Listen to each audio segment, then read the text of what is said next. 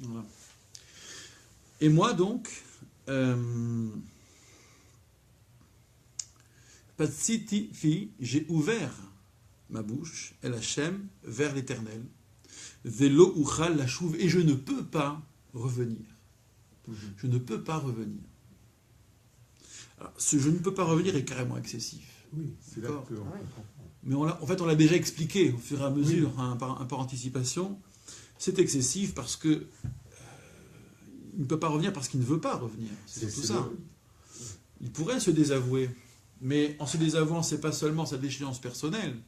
Il ne va pas seulement s'en retourner au pays de Tob et redevenir le mercenaire qu'il n'aurait dû cesser d'être aux yeux des autres. Mais c'est son projet politique et spirituel qui est détruit. Donc Veloura, il est bloqué. Et comme d'autres avant lui et après lui, il faudra qu'il soit particulièrement sévère, strict sur sa pratique du neder. On dira mahmir en hébreu rabbinique, d'accord ? Très très regardant, très pointilleux, très, y compris très excessif. Et encore une fois, c'est dans le style biblique. On n'est pas là pour trouver des accommodements. On ne fait pas ça quand on est le leader, quand on est le chef.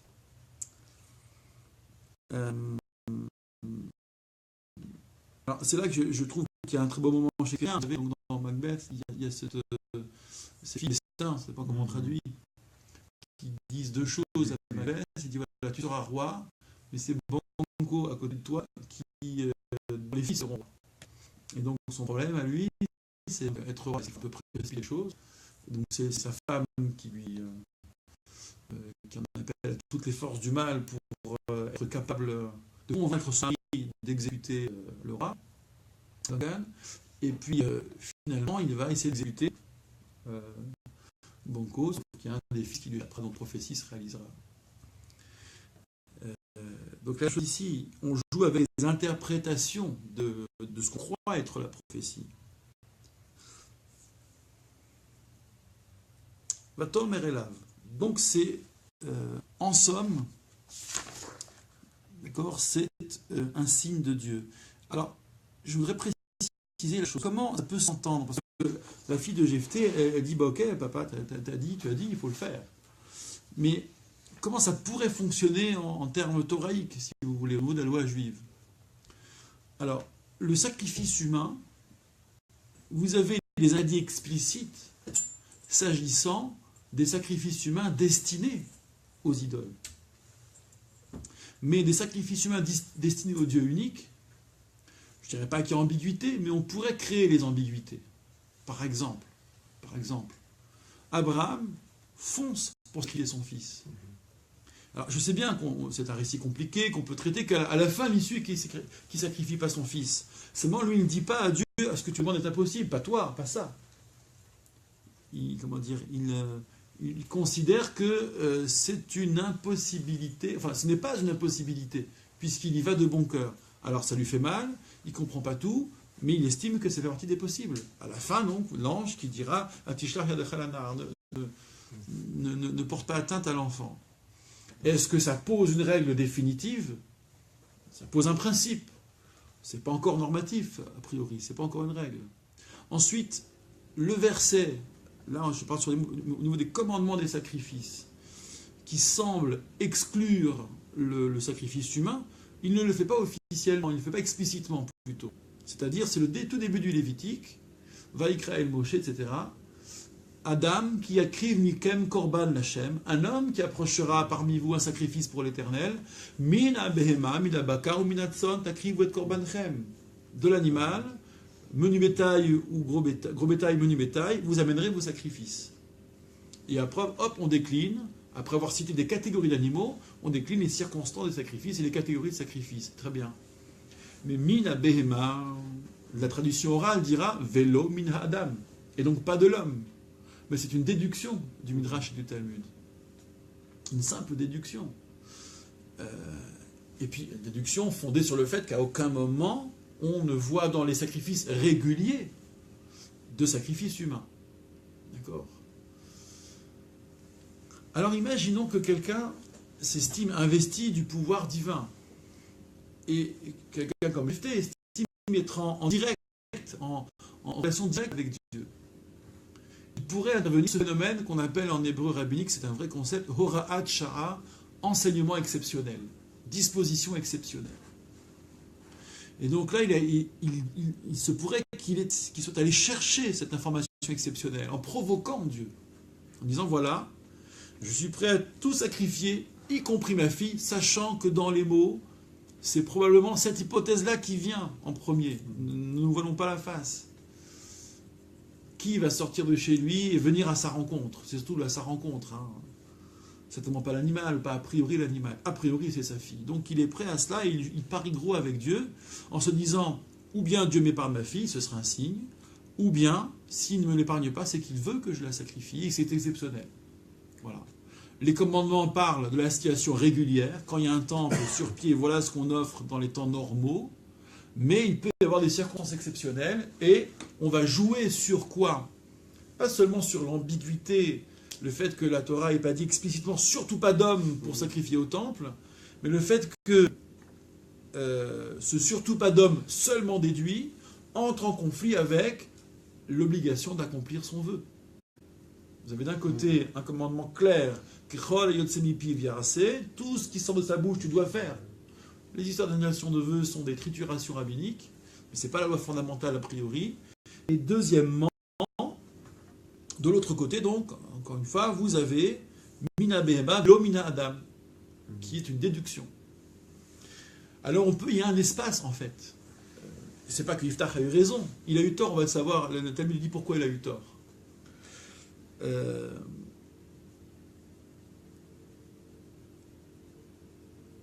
Alors, le Talmud a deux choses que je peux livrer à cet endroit-là. La première, c'est que Nadar Shelo Kahogen, puisqu'il a fait un vœu mal formulé, il y a une conséquence mal goupillée, mauvaise. D'accord ? À formulation mauvaise, châtiment, mesure pour mesure, il se passe quelque chose de mauvais. Donc, il y a, dans cette grille de lecture du Talmud, il y a l'idée que ce qui arrive est punitif, en fait. Et c'est la providence qui fait d'une pierre deux coups. Bon. Mais c'est surtout l'autre information moi, qui m'interpelle, c'est qu'il y avait une référence, parmi les références à l'époque, le dépositaire de la loi, le dépositaire de la connaissance de la Torah et de la transmission, qui était Pinchas. Vous savez, dans le schéma de la Mishnah dans traité Avot, vous avez Moshe qui reçoit la Torah du Sinaï, qui la transmet à Yoshua, Yoshua aux anciens, aux Ékénim, et les Ékénim aux Névim, aux prophètes, puis les prophètes aux hommes de la grande assemblée. Alors on insiste beaucoup sur le transfert de prophètes aux hommes de la grande assemblée, où on a l'impression que c'est contemporain de Socrate en plus, ce basculement, donc c'est la prophétie qui est délaissée pour la sagesse. Mais il y a un temps plus obscur, pour le coup, qui vient avant la prophétie, de la transmission, qui est les Ékénim, des anciens. Qui sont ces anciens? Quel est le profil de l'ancien? Est-ce qu'ils sont prophètes? Est-ce qu'ils sont sages? Est-ce qu'ils sont les deux? Alors il se trouve qu'il y avait un ancien majeur, et qui d'ailleurs pourrait capitaliser à lui seul toute l'appellation Zékénim, qui pourtant est un pluriel, c'est Pinchas. Le fameux Pinchas de ouais, le fils d'Aaron ou le petit-fils. Fils d'Élazar, fils d'Aaron. Donc on lui prête une longévité considérable. C'est ça, parce que... Voilà. Après, c'est pas trop grave, ça, les chronologies. Hein. C'est lui ou son alter ego, son successeur, peu importe, ou c'est lui, mettons. Si c'est pas important, c'est une figure, Pinchas. Alors, une figure mystique, assimilée au prophète Élie, comme vous savez. Ah oui. En tous les cas, oui, Pinchas et Eliaou, d'où les récits qui sont similaires hein, en termes de jalousie pour Dieu, etc. Le rapprochement est... Voilà. Et donc Pinchas était la référence, le dépositaire du savoir. Seulement quoi pour Yiftach, qui en appelle au dégagement des corps intermédiaires? Pinchas est l'homme à éliminer, celui qu'il ne faut surtout pas consulter. Le Talmud dira que Jephthé dit mais moi je suis le roi, je vais aller consulter Pinchas, et puis quoi encore? Qu'il s'est gonflé d'orgueil à ce moment-là, donc c'est une fierté très mal placée puisque ça va lui coûter sa fille. Il aurait interrogé Pinchas, Pinchas aurait dit mais tu fais pas ça. D'accord, tu préfères le non-sacrifice de l'humain devant le respect de ton vœu et trouve une autre solution. On va te délivrer de ton vœu ou tant pis. Mais non, il a voulu gérer tout seul, en freelance, d'accord. Et ce dégagement de Pinchas, qui paraît pour une pure désinvolture dans le Talmud, pour nous, dans notre grille de lecture, fonctionne comme la continuité de ce choix, de cette révolution de Yiftach. D'accord, dit voilà, moi Dieu m'a fait gagner, j'ai l'esprit de Dieu sur moi, tout le monde le voit, tout le monde le croit, ça suffit. D'accord. Ce qui me fait dire que l'auteur, celui qui tient la plume, toujours pareil, celui ou ceux qui tiennent la plume, en fait, sont en train de nous livrer un récit presque ironique. Vous voyez ce qui se passe quand il n'y a plus les prophètes, quand il n'y a plus Dieu? Parce que rappelez que pour moi, le livre de Samuel est un livre qui annonce le pouvoir prophétique. D'accord, qu'après les anciens, l'auteur cité par le Talmud sur le livre des juges, c'est le prophète Samuel lui-même. Le souci du prophète Samuel, c'est de bâtir un pouvoir royal, rappelez-vous, qui a des contre-pouvoirs.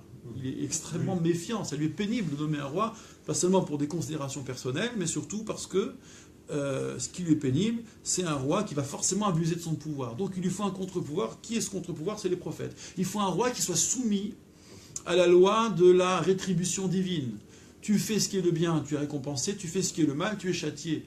Et tu es soumis donc à la parole prophétique. C'est terrible. Et les rois, évidemment, n'auront de cesse de vouloir récupérer pour eux ce pouvoir qui leur est quelque part confisqué par les prophètes. En tous les cas, le pouvoir est mis est mis au conditionnel par les prophètes, assujetti en somme aux prophètes, à la parole prophétique. Bon. Et donc là, l'ironie et la soirée, vous voyez ce qui se passe, c'est que non seulement on fait n'importe quoi, Jephthé a fait n'importe quoi, mais en plus, on est incapable de déterminer la vraie valeur de ses actes. Puisque pour le coup, le sacrifice de sa fille, ici, le sacrifice effectif, n'est dénoncé par rien ni personne, ça devient un fait religieux, puisqu'on va pèleriner bien gentiment pour aller pleurer la pauvre fille de Jephthé. Mais on n'ira pas salir Jephthé, par exemple. Personne ne va salir Jephthé par rapport à ça. Donc c'est ces ténèbres auxquelles seuls les prophètes peuvent mettre fin. Méfiez-vous, semble dire l'auteur, entre les lignes du pouvoir temporel. Et il lui faut un contre-pouvoir qui soit prophétique au hasard. Suivez mon cas. Bon. Alors maintenant, essayons de liquider ce passage. Tout ça, mon vélo ou khalachou, je ne peux pas revenir. Tomer est là, et elle lui dit, alors ce qui se passe, c'est quelque chose d'intéressant, c'est qu'elle va jouer la montre. Et ça va avec tout ce que nous avons construit. Elle lui dit, Avi, mon père, Patsi ta'ed picha el Hashem. Tu as ouvert ta bouche vers l'Éternel. Ah, c'est lui, fais-moi, kasha yatsa mi picha, comme ce qui est sorti de ta bouche. Donc elle est, est-ce que c'est par amour? Oui, sans doute, il y a de tout ça, d'accord? Elle veut se sacrifier pour son père. Elle n'est peut-être pas très au fait des choses, peut-être que si, en tous les cas, elle veut se sacrifier, et c'est elle qui devient l'héroïne pour le coup. C'est la fille de Jephthé. Jephthé cesse d'être le héros si on a une lecture un peu littéraire de ce passage. Mais nous n'en sommes pas exactement là. Après que l'Éternel ait fait pour toi des vengeances de tes ennemis, à partir ou en rapport avec les fils d'Amon. Va Tomer el Avia, et elle dit à son père, Yera, c'est lui que me soit fait Hadavar Hazé, cette chose-là. Alors, cette chose-là, c'est-à-dire ce qui va venir. D'accord? Au moins, elle demande, elle pose une condition, elle veut différer l'exécution du vœu. Et c'est bizarre a priori, mais pourquoi différer? Et j'ai ma petite idée là-dessus. Harpen imeni, relâche-moi, ça veut dire défais un peu, desserre un peu ton étau. Shenaim Hodashim, 2 mois. Alors pourquoi 2 mois? Il faudrait s'interroger sur cette durée. 2 mois. Ve'elecha, et j'irai. Et c'est à quelle période de l'année que ça se passe? Ça n'en sait strictement rien, a priori. Pourquoi?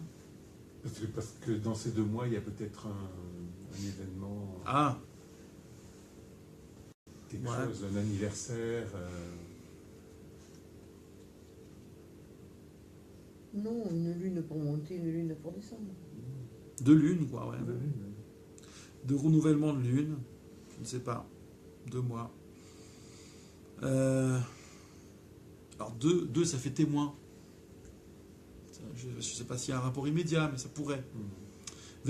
Alors voilà pourquoi je subodore témoin, ou je suggère témoin, mais sans en être tout à fait sûr. Et j'irai, et je me lamenterai. Ici, yarati, c'est pas je descendrai sur la montagne, ce qui ne veut rien dire, mais je me lamenterai al harim, au-dessus des montagnes. Je pleurerai pour ma virginité, mes virginités littéralement, Anochi moi, Ve Re'otai et mes amis. Alors là c'est très très beau. Mais qu'est-ce que c'est que cette manière de différer et d'aller pleurer vers les montagnes, faire le deuil de sa virginité, hein, pour dire voilà, je ne serai pas mère, je n'aurai pas d'enfant. Pourquoi ça la préoccupe d'ailleurs, de ne pas avoir d'enfant? Est-ce que c'est le sujet vraiment? Dans le texte aussi, parce que ça revient après. Oui, bien sûr. C'est ça qu'on retiendra. La pauvre fille, Elle n'a pas eu de- on ne dira pas ah, elle a été immolée. Non, non, la pauvre fille qui n'a pas eu d'enfant. Parce qu'immolée, apparemment, personne. Est-ce que c'est du politiquement correct? Est-ce que c'est parce qu'elle n'a pas été immolée, que c'était le cloître et pas autre chose? On peut aller là-dedans, bien sûr.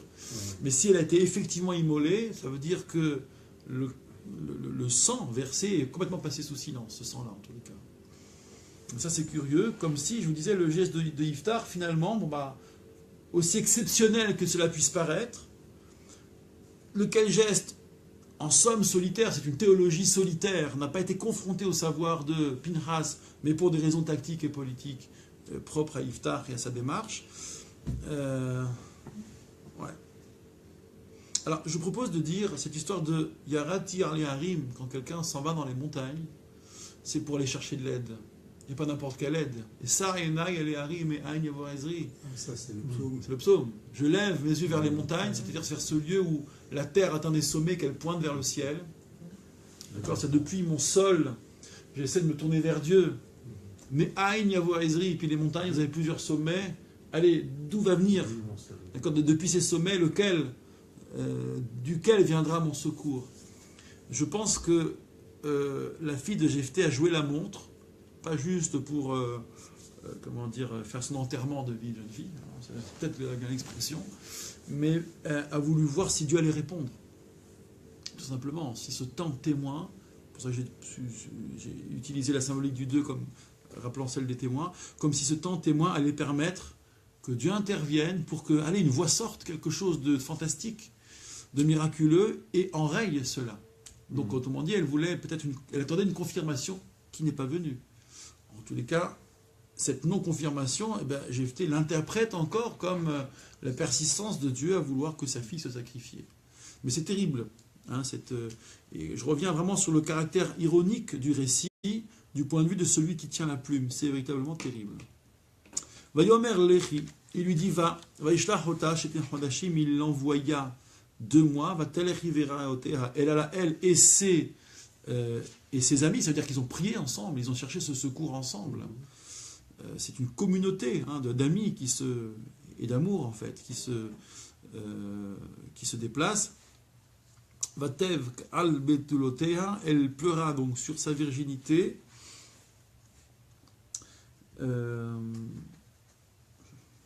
Ali arrive sur les montagnes. Pleurer sur sa virginité, pour vous qui aimez les références littéraires, Antigone, hein, c'est... Ouais. On pourrait faire des bien sûr. littéraux, là. Hein. Le traîne, le chant funèbre d'Antigone. Absolument. C'est le même thème. Je n'aurai pas d'enfant. Ouais. Je vais descendre. Bon, elle n'est pas... On verse pas son sang, mais elle est quand même enterrée vivante. Hein. Il y a un très beau texte, je ne l'ai pas relu récemment, mais c'est quelque affinité avec ça. Il y a quelques affinités, bien sûr. Alors, soit la formule est peut-être usitée, un classique, mais en même temps, qu'est-ce qu'elle peut signifier si on voulait être précis? Qu'est-ce que ce thème du deuil de la virginité vient faire ici? Elle ne pleure pas pour avoir perdu la vie, mais elle pleure parce qu'elle ne va pas la donner. C'est équivalent. Oui. C'est équivalent. C'est une des mitzvot les premières.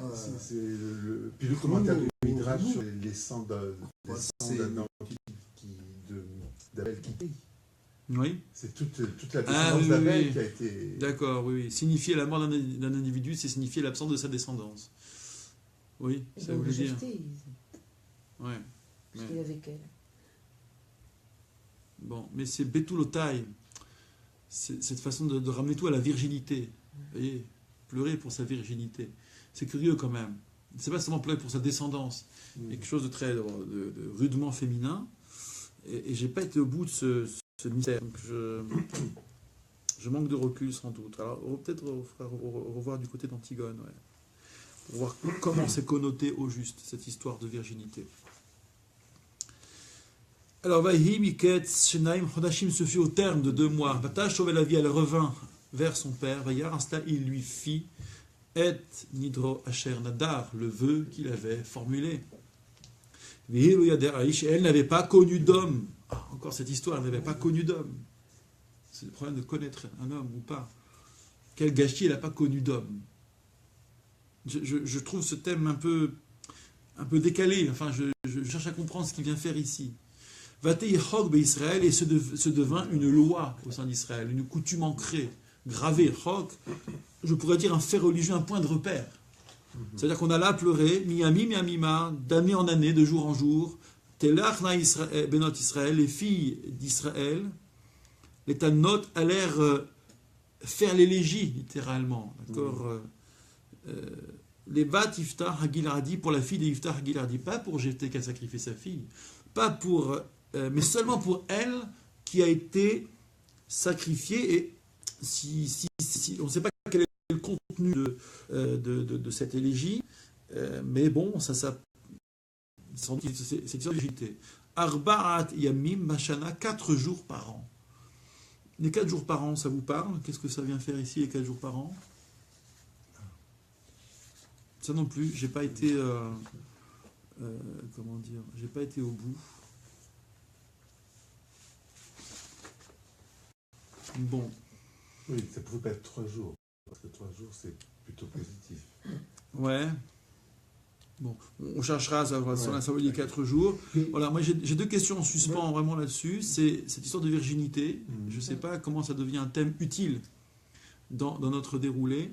Et puis cette histoire des 4 jours, bon, c'est peut-être secondaire, mais j'aimerais quand même élucider ce mystère. Moi, oui. Ce que je ne comprends pas, mais c'est une vision peut-être un peu trop moderne. Une fois sur les montagnes, rien ne l'empêchait de passer dans un territoire voisin et puis d'échapper. Ah, mais c'est pas le but. Si on a un peu le sens de l'État et de la famille, c'est juste impossible. L'emprise de son père. C'est la grande tragédie grecque, d'accord. Il y a la convention et on n'en déroge pas. Oui, d'accord. Okay. Bien sûr. Si on ne veut pas être un héros grec, bien sûr, on passe à l'ouest. On fait autre chose. D'accord. On trahit la caste. On vit sa vie. Voilà, on vit sa vie. C'est ça le thème du romantisme en même temps. Chez Vigny, c'est quoi? C'est-à-dire qu'avec les grands principes, vous ne trouverez qu'un Dieu vengeur qui veut du sang, qui répond comment c'est marqué en échange du crime, il vous faut l'innocence. D'accord. Donc vivez un destin personnel, n'entrez pas dans les grands principes. Ça, c'est le thème du romantisme. Mais est-ce qu'il n'y a pas non plus... alors, je ne voudrais pas faire une lecture psychologisante, mais finalement, entre Iftar et sa fille, c'est vraiment l'union totale. Vous avez même évoqué le fait que c'était une fille adoptée dont...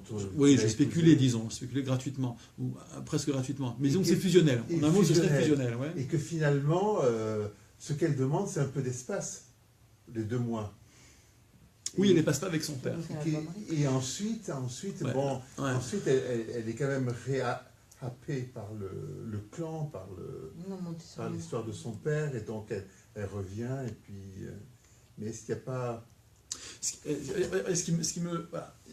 Votre remarque me fait rebondir sur cette histoire de virginité et de ne pas connaître d'homme. Et alors, c'est là que nous là, dans notre jus occidental, judéo-chrétien, disons-le, voire même chrétien, dans cette Europe chrétienne, on assimile le fait de ne pas connaître d'homme à une forme d'ascèse et d'élévation, quelque part. Les vœux.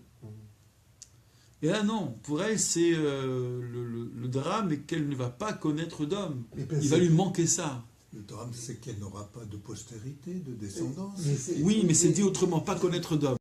C'est un inyan, comme je dirais en hébreu, de virginité, de connaître un homme. Je ne plus l'être. La proximité avec son père l'empêchait de connaître un homme. L'empêchait de fonder une famille, d'aller vivre une histoire. C'est excellent ce que vous proposez. Et que donc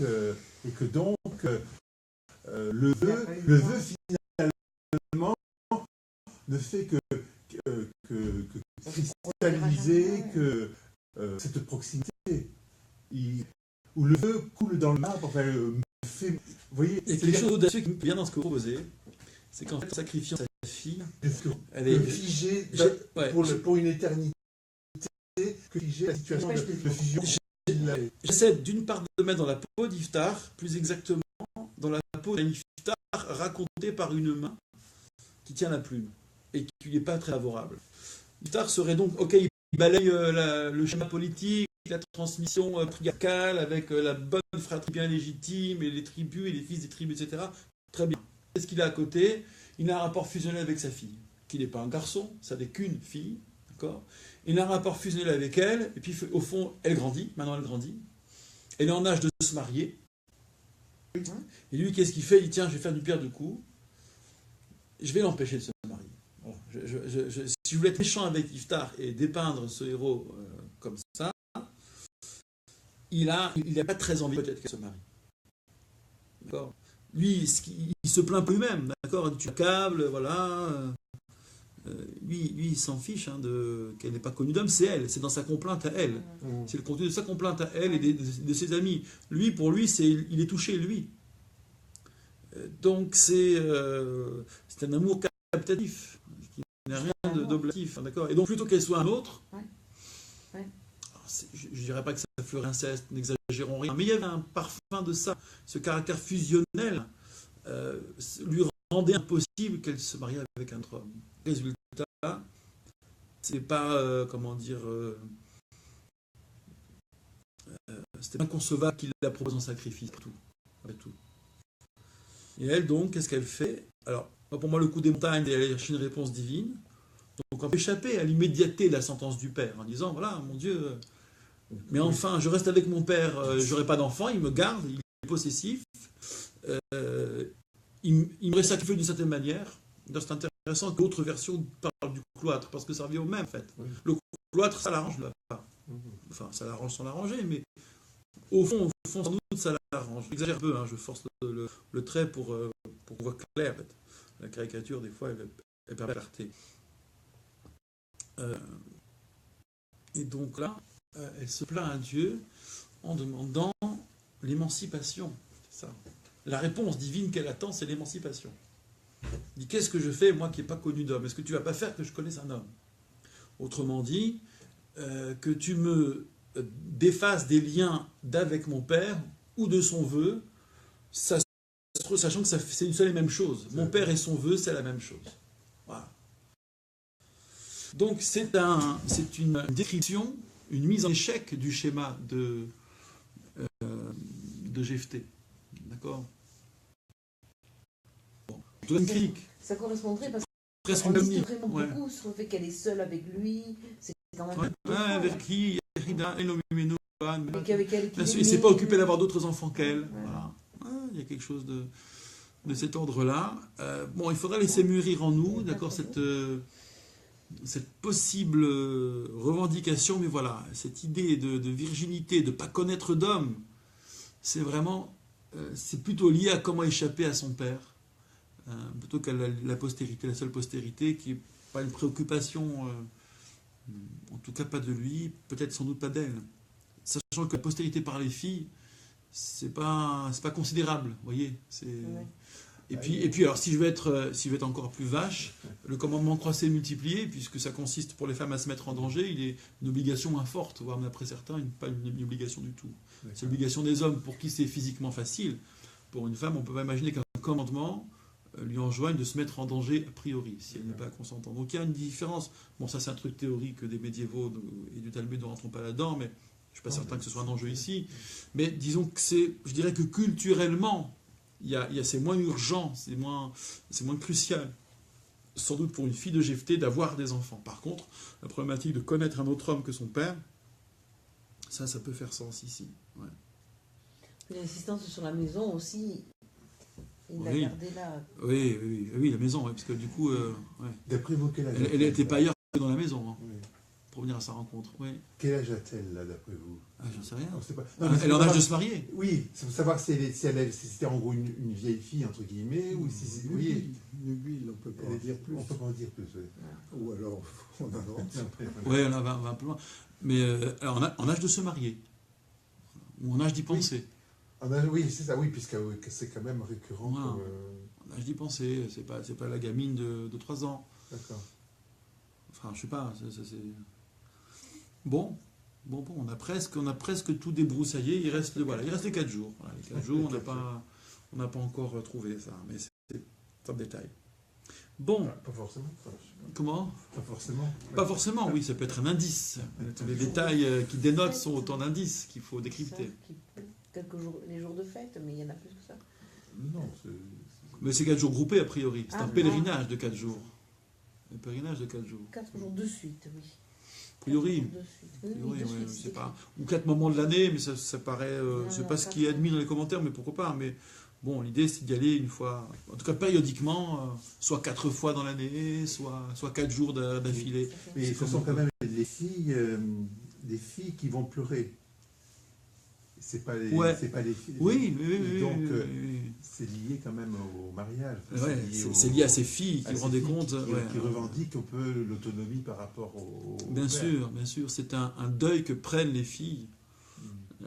Et donc la démarche de GFT, elle est pas sans conséquence. Encore une fois, c'est l'écriture critique sur GFT. Celui qui tient la plume, les critiques, on le verra, la fin est tellement calamiteuse que c'est une fin de règne à la Macbeth, justement, hein, où il fait n'importe quoi. Et il déchaîne le pire. Donc oui, du coup, son modèle politique aboutit à ce que tout un pan de la société, les filles en l'occurrence, se sentent complètement lésées. Complètement lésées et s'identifient à la fille de GFT. Donc du coup, sa fille devient un symbole d'un échec cuisant dans le cœur même de ce qu'était sa révolution. Dans le cœur même de ce qu'était sa révolution. Voilà, je vous remercie pour votre étude patiente et très enrichissante. J'ai encore quelques notes à prendre en ajoutant ce que nous avons découvert ici. Et donc, rendez-vous dans 2 semaines pour le dernier épisode sur la fille, sur GFT, sans sa fille cette fois-ci. Nous aurons un GFT seul.